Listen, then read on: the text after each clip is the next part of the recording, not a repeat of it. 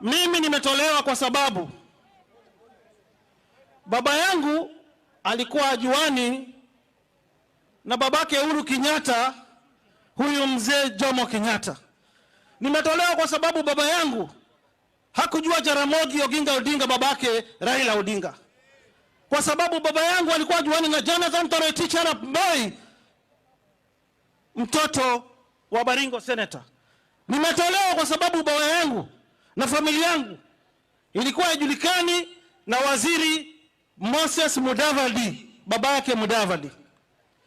Hawa watu madikteta wameshikana kuhakikisha lazima mmoja wao ndio aongoze hii nchi. Mimi naomba na nyenyekea Wakenya wote mahali wanaponisikiza, niliheshimu Rais Uhuru sana, tukampigania Rais Uhuru sana, tukampenda Rais Uhuru sana, tukahakikisha amekuwa rais muhula wa kwanza, akatupapasa na mafuta, tukashikana tena 2017 tukasema Uhuru tena. Lakini baadaye amegeuka kila mtu.